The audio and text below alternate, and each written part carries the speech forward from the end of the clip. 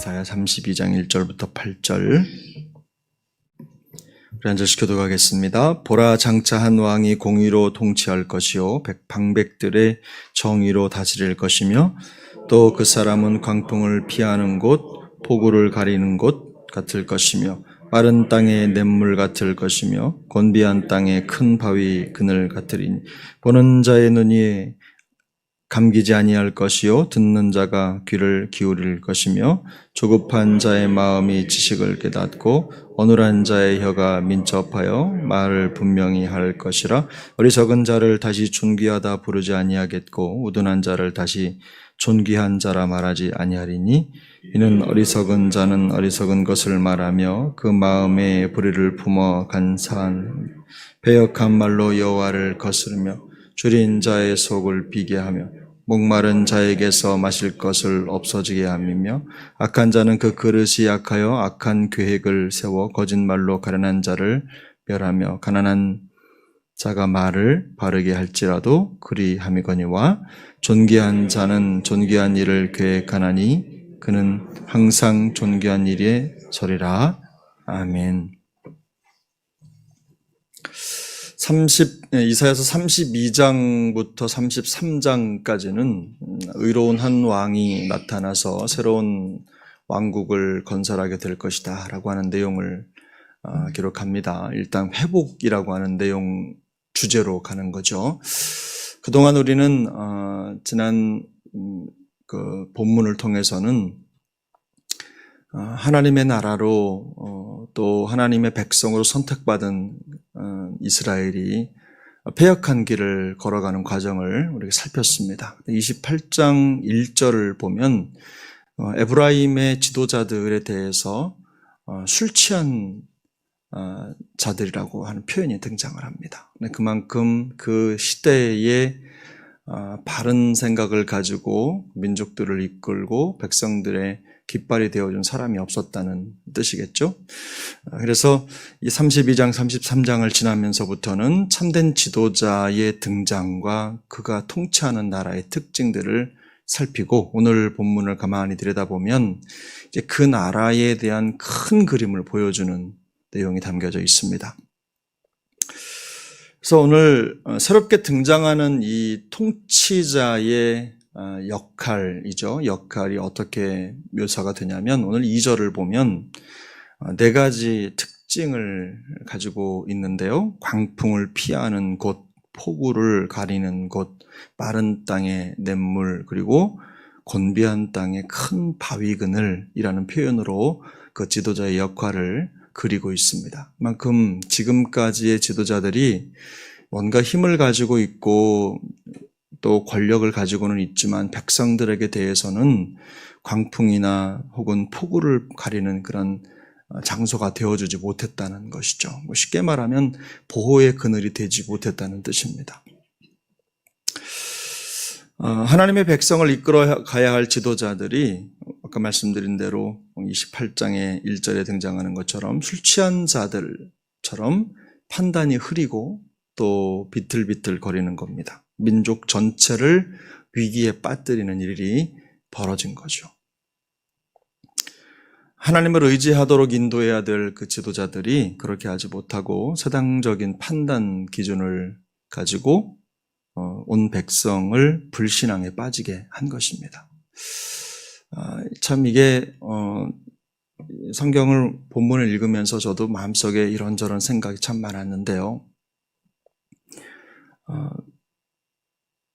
말씀을 가르치고 또 함께 하나님의 나라에 대한 묵상을 하고 또 그리스도 예수께서 우리에게 해주셨던 일들을 함께 나누어야 될 책임이 있는 저로서도 좀 가볍지 않은 말씀이었습니다. 우리 모두가 다 사실은 하나님의 말씀을 붙잡고 그 말씀이 가리키는 방향을 향해서 열심히 걸어가야 될 소명과 사명이 있는 사람들 아닙니까? 근데 거기에 대해서 그저 세태가 원하는 대로, 시대가 원하는 대로 그렇게 그냥 설렁설렁 쉽게 이렇게 가도 되는 것일까 하는 생각을 좀 개인적으로는 하는 기회가 되었습니다. 어쨌든 지도자로서 또 하나님이 세워주신 개인 역할을 감당할 때 내가 가지고 있는 생각이나 판단 기준이 아니라 백성들을 불신앙에 빠지게 하는 것만큼 큰 죄가 또 있겠는가, 이런 생각을 했습니다. 우리 세종안교회가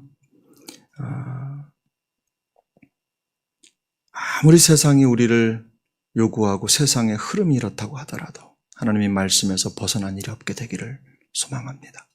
우리 모두가 다 그런 걸, 그 하나님의 말씀을 따라가는 조금 힘들고 어려워도, 또 지치고 힘들어도, 지난주에 말씀드렸지만 하나님의 말씀을 듣고 그 말씀을 따라가는 일은 드라마 한 편을 보고 또 마음속에 즐거움을 갖는 그런 일은 아닙니다. 결코 쉽지 않은 여정이지만 하나님의 말씀을 따라가는 그 일이 좀 지루하고 힘들어도 그게 바른 길이라면 우리가 마음을 다해서 그 걸음을 걷는 것을 주저하지 않는 우리 모두가 되었으면 합니다. 근데 오늘 가만히 보면 이 백성들에 대해서 그렇게 그 당시에 원하는, 그 당시에 필요한 듯한, 매우 중요해 보이는 듯한 걸음으로 갔는데 그 백성들에게는 광풍이 되고 폭우가 되고 마른 땅이 되고 광야가 되는, 그들을 그곳으로 내모는 일이 벌어진 겁니다. 예를 들면 이런 거죠.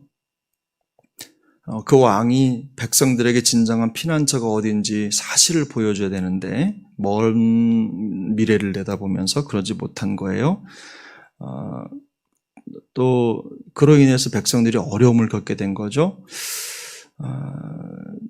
난국이 아닐 수가 없었습니다. 예를 들면 백성들을 이끄는 왕이, 지도자들이 하나님을 의지하지 말고 그것에 대해서 강조하는 게 아니라 우리가 세상의 권력, 애굽을 의지하자. 그곳에 가서 우리가 동맹을 맺으면 그 힘이 우리의 힘이 되어서 그게 우리를 지킬 것이다 라고 하는 매우 합리적인 방법으로 백성들을 이끌었는데 결국 그 백성들은 어떻게 되었습니까? 그 과정을 통해서 이제 참혹한 미래를 맞이하게 되는 것이죠. 뿐만이 아닙니다. 그때 당시에 의롭지 않은 이 지도자들이 있는 당시에는 나라가 어려움을 겪는 현상들이 이제 드러나는데 그 안에 있는 백성들에게 또 그런 모습들이 있고요. 3절부터 5절까지 내용을 꼼꼼히 읽어보면 사회 전반에 나타나는 변화들을 다루고 있어요.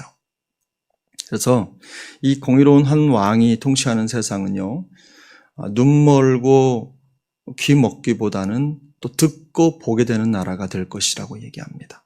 무감각하고 둔감한 세상이 아니라 이해되고 깨닫게 되는 그런 나라가 된다는 거죠.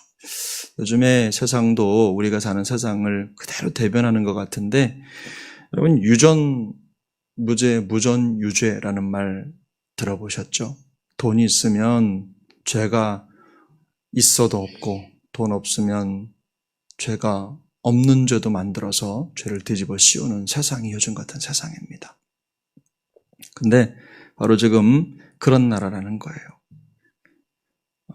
삐뚤어진 사람들, 또 깨닫지 못하는 사람들, 또 악의로 차 있는 사람들이 득세하는 세상이 된다는 거죠. 그래서 하지만 의로운 왕이 등장을 하면 이 구부러진 세상이 종말을 맞게 될 것이라는 내용이 오늘 본문의 내용인데, 여러분 5절을 한번 읽어보겠습니다. 5절 함께 읽습니다. 어리석은 자를 다시 존귀하다 부르지 아니하겠고 우둔한 자를 다시 존귀한 자라 말하지 아니하리니. 무슨 말이냐면요, 이 어리석은 자를 다시 존귀하다 부르지 않는다. 이 말은 뭐냐면 공의가 사라진 불의한 세상 속에서는요, 엉뚱한 사람들이 명예를 차지하고 또 득세를 한다는 뜻인데 그게 바뀐다는 겁니다. 엉뚱한 사람들이 명예를 얻고 부를 얻는 그런 사회에서 그게 바뀌어서 마땅히 높임을 받아야 될 사람들이 높임을 받고 인정받는 세상이 찾아온다는 거예요. 예를 들면 요즘 같은 세상 가운데 불의한 것의 가장 큰 특징이 뭐냐면 열심히만 산다고 해서 잘 사는 세상이 아니잖아요. 근데 미래에는 이 의로운 공의로운 왕이 다스리는 나라가 되면 그렇게 열심을 다해서 정직히 힘써 사는 사람이 잘 사는 나라, 행복한 나라가 온다는 겁니다.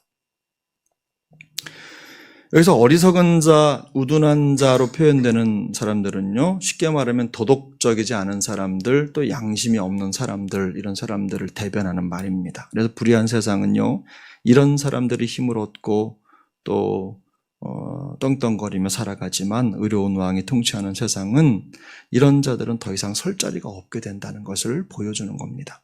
실제로 이 선지자가 말하려고 하는 이 어리석은 자는 누구입니까? 바로 여기서 말하는 어리석은 자와 우둔한 자는요, 단순히 우리가 생각하는 조금 떨어지는, 지적 능력이 떨어지거나 판단 능력이 떨어지는 정도의 사람이 아닙니다. 이런 사람들은 그 당시에 이 이사야의 비유에 의하면 세상에서는 가장 이성적이고 똑똑한 사람들을 말하는 거예요. 매력적이고. 말씀드린 대로 아수르라고 하는 나라가 이스라엘을 위협했을 때 그 나라의 위협과 위기 상황에서 보이지 않는 하나님을 의지합시다. 하나님께 그럼에도 불구하고 나아갑시다. 하나님의 말씀을 따라갑시다. 하나님을 더욱더 붙잡고 기도합시다. 이렇게 말하기보다는 애국과 동맹을 맺읍시다. 그게 우리 현실에서 할 수 있는 일입니다. 그게 우리가 할 때 가장 바람직하고 현명한 길입니다. 이렇게 주장하는 사람들을 일컫는 겁니다. 그 어리석은 사람들의 특징을 6절에서 묘사하고 있는데 6절의 내용을 가만히 보면 어리석은 사람들은 어리석은 것을 말하며 그 마음에 불의를 품고 간사를 행하며 패역한 말로 여호와를 거스르는 사람들이었어요. 근데 이 간사라고 하는 말이요, 성경에서는 하나님 신앙을 버리도록 하는 그 버리는 걸 뭐라고 하죠, 여러분? 신앙을 버리는 걸 배교라고 하죠. 그 배교라는 말이에요. 간사라고 하는 것.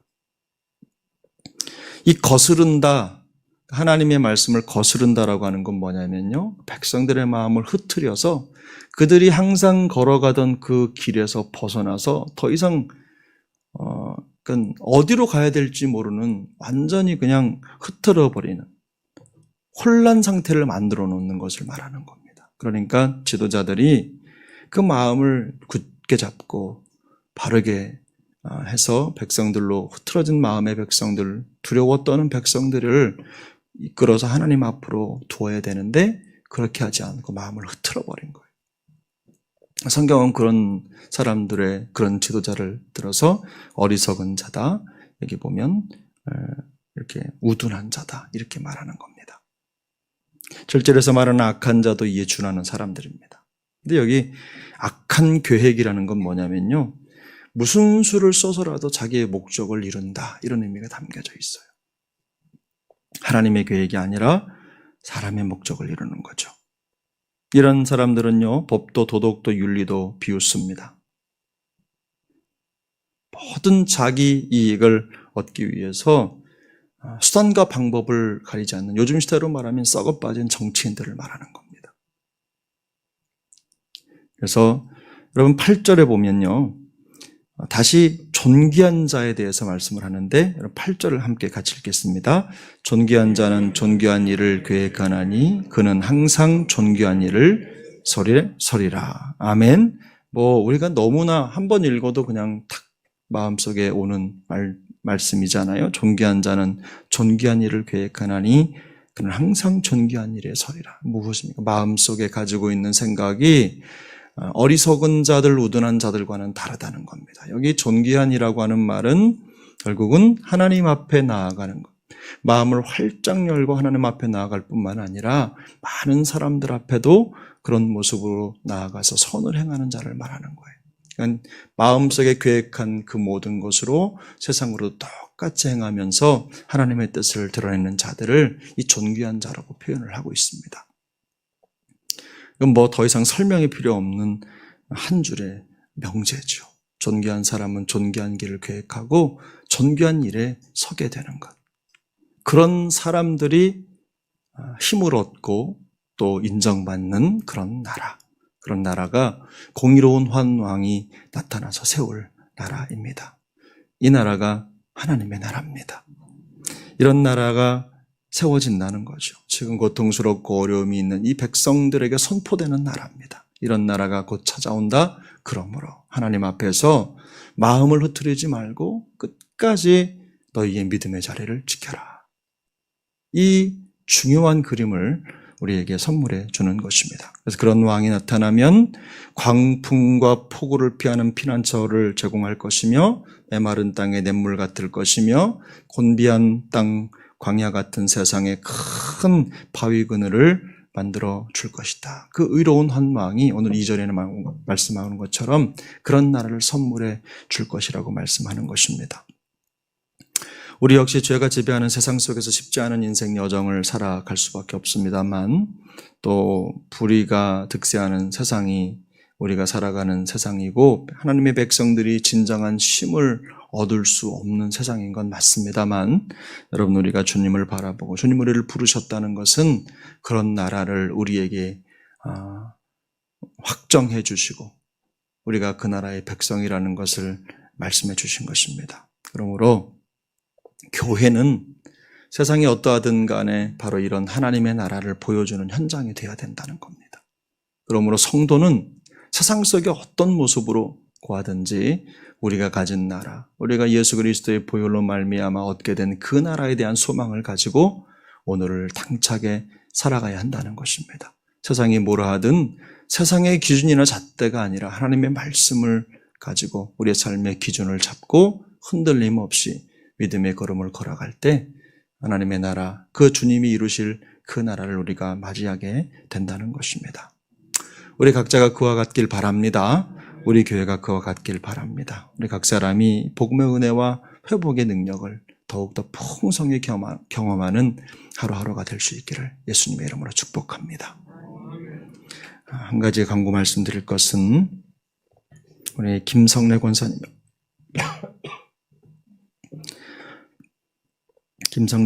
어제 소천하셨습니다. 그래서 오늘 11시에 출발해서 11시 30분쯤 우리 입간 예배를 드리는데 여러분 기억하시고 많이 위로해 주시기 바랍니다. 기도하겠습니다. 은혜로우신 하나님 아버지 감사합니다. 우리를 불쌍히 여겨주시고 여기까지 인도하신 하나님의 놀라운 사랑을 인하여 감사를 드립니다. 하나님 오늘도 하나님의 나라의 거룩한 도래를 우리가 말씀을 통해 보았습니다. 구부러진 세상, 하나님 정의가 없는 세상 같은 그런 현실을 우리가 살아가지만 이 속에서도 하나님의 말씀을 가진 하나님의 사람들로 하나님 먼 미래 다가올 하나님의 나라를 마음속에 그리며 오늘도 믿음의 여정을 뚜벅뚜벅 걸어가는 은혜를 더하여 주옵소서. 흔들리지 않게 하시고 하나님 말씀의 기준을 가지고 능력 있게 믿음을 선포하며 나아가는 우리 세종항 영가족 모두가 될 수 있도록 은혜 베풀어 주옵소서. 하루의 여정을 주님 손에 위탁합니다. 주님을 온전히 의지하는 하루가 될 때 우리 주님의 능력이 됨을 고백하는 우리 모두의 여정이 될 수 있도록 도우실 줄 믿고 아침 저녁으로 쌀쌀한 날씨 하나님 은혜 주셔서 우리 교회 어르신들 하나님 건강 때문에 어려움 당하지 않도록 능력의 손으로 보호하여 주옵소서. 감사를 드리며 존귀하신 예수님의 이름으로 간절히 기도 올려옵나이다. 아멘. 하늘에 계신 우리 아버지여 이름이 거룩히 여김을 받으시오며 나라가 임하시오며 뜻이 하늘에서 이루어진 것 같이 땅에서도 이루어지이다. 오늘 우리에게 일용할 양식을 주시옵고 우리가 우리에게 죄 지은 자를 사하여 준 것 같이 우리 죄를 사하여 주시옵고 우리를 시험에 들게 하지 마시옵고 다만 악에서 구하시옵소서. 나라와 권세와 영광이 아버지께 영원히 있사옵나이다. 아멘.